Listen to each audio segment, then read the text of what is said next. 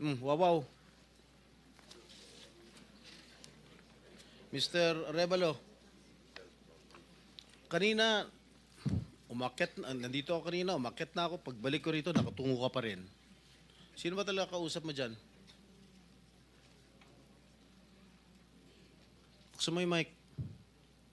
Wala po, Your Honor. Meron ka ba abogado? Yes po, Your Honor. Ikaw ang may-ari ng Wawaw. Opo, Correct? Your Honor.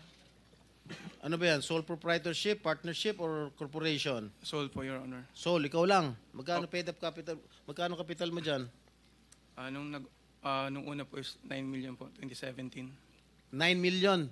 2017 po, nag-start po kami. 2017. 17 po. Up to now.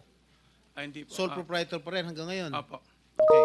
Paano ka naka-garner with 9 million as your capital? Paano ka nakakuha ng malalaking proyekto sa DPWH? Nag-start lang po kami nung 2019 po na may nagka-project po. 2019? Opo. Sino kausap mo? Wala po, Your Honor. Wala po. Wala kang kausap? Wala po. Okay. Involved ka sa Ghost Project? Your Honor, I invoke my right to self-incrimination, Your Honor. Ano nga? Pakiulit. I invoke my right for self-incrimination, Your Honor. What?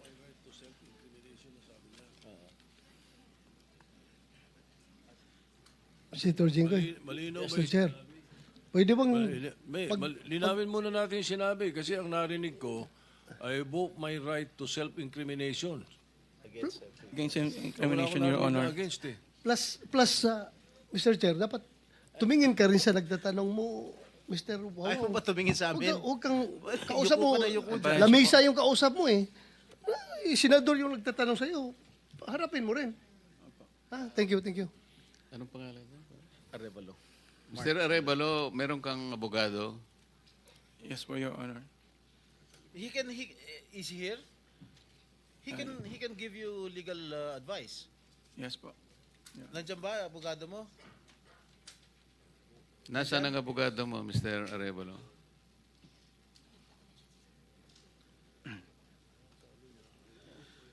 Nasa likod ko po, Your Honor.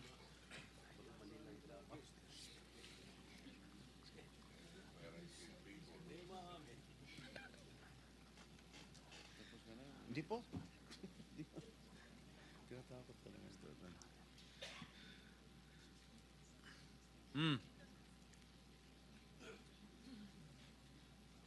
Oh, answer. Teka muna, so may in-advisean ka na ng abogado mo, ha? Mr. Arevalo, Are you involved in any ghost projects? Your Honor, I invoke my right against incrimination, Your Honor. Ilan taon ka na? 37 po, Your Honor. 37. Wow, bata ah. Bago ka pumasok sa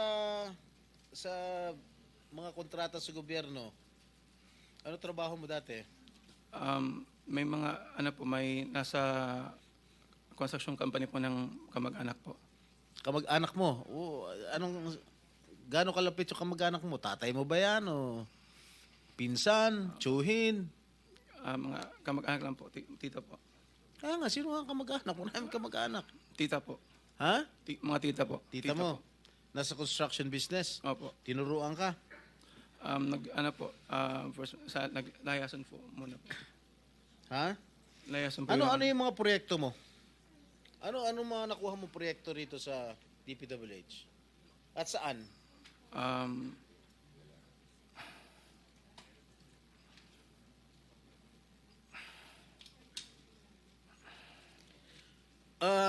Mr. Arevalo, alam mo, malamig na malamig ulo ko ngayon ha. Pero pag ikaw, tumingin ka ng tingin na sa cellphone mo, hindi ko alam kung ano binabasa mo dyan, humarap ka sa amin. Opo. Yes po, Your Honor. Ikaw may-ari nito, di ba? Yes po, O Your di Honor. dapat alam mo. Ano yung mga proyektong na-awardan sa inyo ng DPWH? At saan-saan? Ano po, Your Honor? Hindi ko po na alam po yung exact number po. Gusto mo ako magbigay sa'yo? Kung saan-saan yung mga project mo? Gusto mo ako magsabi sa'yo? Come on. You're wasting our time. It's already 1:45. May session pa kami alas 3. At marami pa magtatanong. That is what I was trying to advise everybody. Kasi po, gagamitin sa session mamaya ito, 3 o'clock. Kaya nililimit po namin ang sarili namin na magtanong. So, Mr. Chair, Senator kung hindi naman Jinggoy, sumasagot ito hindi sumasagot agad-agad ito, how can you deduct it from my time? Hey, Mr. Arevalo, sumagot ka Yes po, agad. Your Honor. Ha? Yes po. Oh, alin-alin yung mga proyekto na nawardan sa iyo ng DPWH at saan-saan to? Meron po kaming sa QC po, sa Metro Manila First. Meron din po sa Quezon. Bulacan. Your Honor, I invoke my right against self-incrimination, Your Honor. Anak ng patingo. Tinatanong ko, how can my question incriminate you? Tell me. Tinatanong ko lang saan yung proyekto mo. I invoke my right against self-incrimination? Sorry po, Your Honor. Ha? How can that incriminate you? Tell me. Pinapainit ng ulo namin dito eh. may incriminate siya kasi nga, hindi niya may tuturo ko siya dahil ghost project siguro.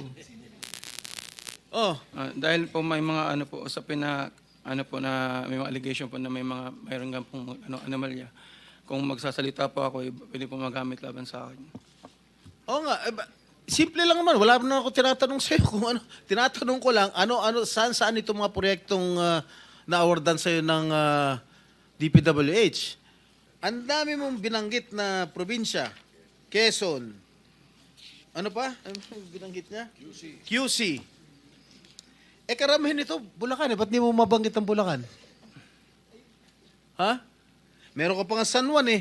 Hindi mo binabanggit eh. Ha? Metro Manila First po yun, Your Ano? Honor. Sa Metro Manila First po yun, Your Honor.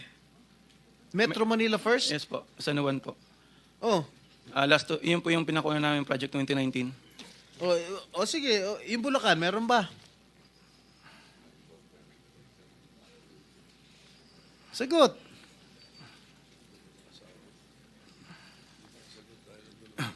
Your Honor.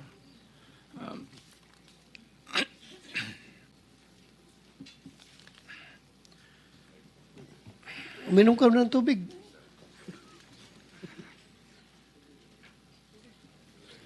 Oh. Ilan? Ilan? Di ko pa sigurado, Your Honor. Oh, dito base sa record namin, meron kang 42 projects sa Bulacan. Meron kang 42 projects sa Bulacan. Yung bulk ng na-award na contract sa inyo ng DPWH, ang bulk mo nasa Bulacan. 42. Ha? 2 sa San Juan. 2 yata sa Quezon. Meron sa Ilocos Norte. Meron sa Caloocan. Meron sa Laguna. Yan, Bulacan lahat to. San Juan. Quezon City. Tsaka identical ang presyo ha. Identical ang mga presyo rito. 77 million, 77 million, 72 million, 72 million. Sino ba? Bakit ganun? Oh, Lahat ba last and final question. Lahat Meron ba ka ng 42 projects above, how Above? much? Yeah, 42 projects sa Bulacan, meron 90 million. Kaya nga above 50? Yes, above 50 million. Lahat. So, Mr. Arevalo, kung 42 projects ito, 42 plunder cases ito eh. Kanina sinasabi namin sa inyo, kung nakikinig po kayo, makikipag-deal kami sa inyo na po pwedeng hindi na kayo ipoprosecute criminally, magturo na lang kayo. Kasi sa palagay namin, hindi kayo ang most guilty. Kapag nakapagturo po kayo ng mga kasangkot talaga dyan, na talaga sila naman ang talagang talamak na sa paggawa nito, anong malay ninyo? Baka imbes na criminal prosecution, wag na yon. Bayaran nyo na lang ang gobyerno, pero magturo po kayo. Para meron po tayong kapuntahan talaga. Kasi kung ganito na lang tayo ng ganito, ikutan ng kito, mapipilitan po, puro plunder. Harapin po ninyo 42 plunder cases. Hindi po fair sa inyo yun eh. Alam namin, hindi lang kayo ang sangkot dyan. Marami ang kasangkot dyan. Kaya, yung abogado po siguro nag-advise sa inyo kung nakikinig. Tingnan nyo rin po na maganda ring offer para sa amin ito. Makakatulong pa kayo sa bansa. Matigil na po ito. Meron ako papakita video. Ilang minutes yung video? Meron ako ipapakita with the permission of the chair. Siguro 1 minute lang na video. Tingnan mo, Mr. Arevalo, kung project ng Wawaw to.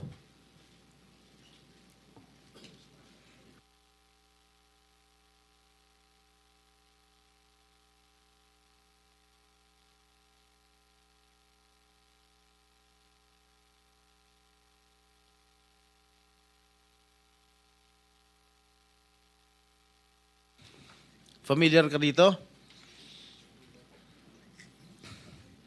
Familiar ka, Mike?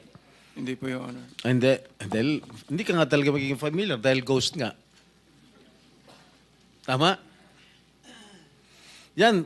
Ang nakalagay dyan sa report, completed. Nakakubra ka na. Nabayaran ka na ng gobyerno. Pero, hindi pa completed. Tama ba, Ms. Cabral? Are you aware of this? Ngayon lang po na nakita yung video, Your Honor. Na hindi kompleto, di ba? Pero bayad sila. Wala po akong nakikita. Sa Hagonoy, Bulacan. So, hindi mo alam, Mr. Arevalo. Ngayon ko lang din po nakita yung video. Ngayon ko lang din po nakita yung video, Your Honor. Oh, talaga hindi mo makikita dahil hindi mo naman alam. Kasi nga ghost. Di ba? Alam mo, nag-iisip na ako kung isa-cite kita yung contempt dito eh. Huwag mo lang ako subukan, please. Okay, babalik ka kita next hearing ah. Miss Sara. Mr. Chair, with the indulgence of the SP Pro Temp, Yes. interjection. Yes, Okay, please. provided it's very brief kasi Yes, kulang na very po brief, tayo Mr. sa Chair. panahon. Opo, very brief lang. Sabi nyo kanina, and salamat po sa SP Pro Temp at Mr. Chair. Sabi nyo kanina, Mr. Arevalo, na meron din kayong mga proyekto, ang Wawaw, sa Quezon City sa pamamagitan ng Metro Manila First. Kasama po ba yon sa dalawa lang sa 254 flood control project sa Quezon City na may koordinasyon sa LGU ayon kay Mayor Joy Belmonte? Yes po, Your Honor. Ayun yun. Yun din, Ano po yun, yung sa isa po, may letter na po dun for termination po. letter for termination. Yun ba yung sa Barangay Mariblo sa Quezon City? 2 pumping stations na nagkakahalaga na 282 million pesos na magkaharap? I-check, yun po, ang di ko po masagot, i-check po namin, Your Honor. Sige po, pakipaalam nyo sa komite namin sa pamamagitan ng aming chair. Salamat Mr. Chair at SP Pro Thank Tem. you.